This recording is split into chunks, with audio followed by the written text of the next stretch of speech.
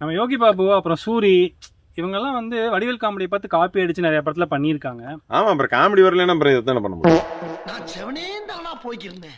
ஆனா வடிவேலுவே வந்து அவர் படத்தோட காமெடி சீனை திரும்பவும் காப்பி அடிச்சு ஒரு படத்துல பண்ணியிருந்தாரு அப்படின்னா அந்த படத்தை நம்ம எப்படி பார்க்க முடியும்? இந்த கேள்வி வந்து சேனலா உட்காந்து பேட்டி கொடுத்து சுந்தர் சி வடிவேல் கிட்ட தான் கேட்கணும். ஏன்னா பெரிய இந்த பங்காளி சண்டையில பிரிஞ்ச குடும்பம் மாதிரி நாங்க வந்து 14 வருஷம் கழிஞ்சு பண்றோம் அப்படின்னு அவங்க என்ன பண்ணாங்கன்னு தெரியல. படம் வந்து நம்மள நல்லா பண்ணாங்க சொல்லி நிறுத்துக்கலடா. அவன் நிறுத்துற லூசுக்கு மட்டும் வந்துட்டாங்க. அதாவது வேண்டா வெறுப்பா ப்ராஜெக்ட செஞ்சு காண்டாமிருகன்னு பேர் வச்ச மாதிரி இந்த ப்ராஜெக்டுக்கு கேங்கர்ஸ்னு ஒரு பேர் வச்சிருக்காங்க. அதுல பேஸ் பண்ணி ஒரு காமெடி சீன் வேற இருக்கு. அது இன்னும் கேவலமா வேற இருக்குது. சரி, இந்த கேவலத்தோட கதை என்னன்னு சொல்லுங்க. கதை வந்து ரொம்ப புதுசு அந்த மாதிரி எல்லாம் எதுவும் கிடையாது. நம்ம ஆல்ரெடி பல படத்துல பார்த்ததுதான். அநியாயத்தை கண்டாலே பொங்குற ஹீரோ அண்ட் அநியாயங்களே செய்யற வில்லன் அண்ட் பேக்டாப் பாத்தீங்கன்னா ஒரு ஸ்கூலு. அதுல பிடி வாத்தியார் நம்ம சுந்தர் சி போறாரு. அங்க பல அநியாயங்கள் நடக்குது. எப்படி தட்டி கேட்டாரு, அதுக்கப்புறம் என்னாச்சுன்றது அந்த படத்தோட மீதி கதை. இதுல இந்த சுந்தர் சி எலிமெண்ட் இருக்குமே, தேவை இருக்கோ இல்லையோ அனாவசியமா ஹீரோயின் பொங்கி பொங்கி ஒரு பாட்டு, அதெல்லாம் எதுவும் ஐட்டம்ஸ் எல்லாம் இந்த படத்துல இல்ல. ஓ இல்ல. வழக்கமா சுந்தர் சி படம்னாலே கிளாமர் கண்டென்ட் கொஞ்சம் ஜாஸ்தியா இருக்கும். இந்த படத்துல அதெல்லாம் எதுவுமே இல்ல. ஏன்னா அவரே அந்த பேட்டியில சொல்லியிருப்பாரு, கேமரா இப்படி வைப்பேன் இப்படி வைக்கிறதெல்லாம் எனக்கு தெரியாதுங்க. ஆனா அப்படி மட்டும்தான் வச்சிருப்பாரு. சிங்கிள் மீனிங்ல மட்டும்தான் படம் எடுப்பாரு. சரி, வடிவேல் எல்லாம் நடிச்சிருக்காரு. படத்துல அந்த காமெடி எல்லாம் எப்படி இருக்கு? படத்துல காமெடி சில ஒன்லைன் சிரிக்கிற மாதிரி இருக்கு அங்கங்க. பட் அதை தவிர பெருசா எதுவுமே இல்ல. வடிவேல் காமெடியில எதிர்பார்த்துட்டு போனோம் அப்படின்னா ஒரு பெரிய ஏமாற்றம் தான் ஆடியன்ஸுக்கு மிஞ்சும்.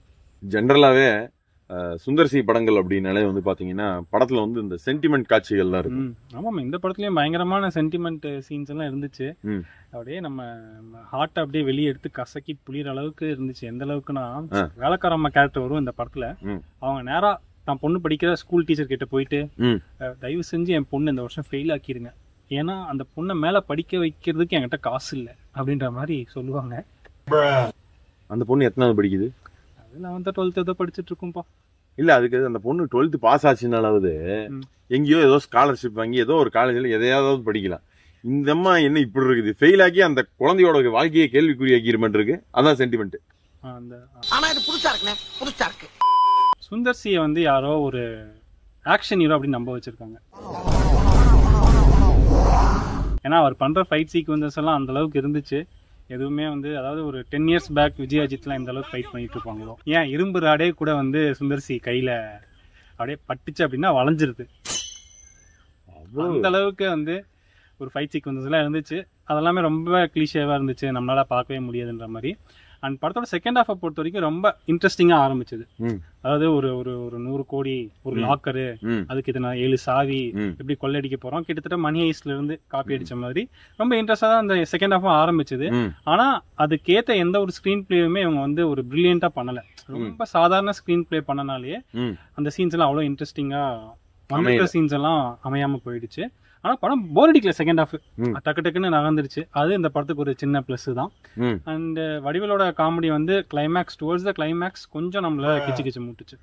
அவ்வளவுதான் சொல்ல முடியும். சரி, மொத்தத்துல இந்த படம் கேங்கர்ஸ் எப்படி இருக்கு? படத்தோட பேர்ல தான் மிஸ்டேக் இருக்குன்னு பார்த்தா படமே ஒரு மிஸ்டேக்கா தான் இருக்கு. தியேட்டர்ல போய் பார்க்கறது கொஞ்சம் ரிஸ்க் தான். ஓடிடியில் வேணா போனா போதுன்னு ஒரு வாட்டி பார்க்கலாம்.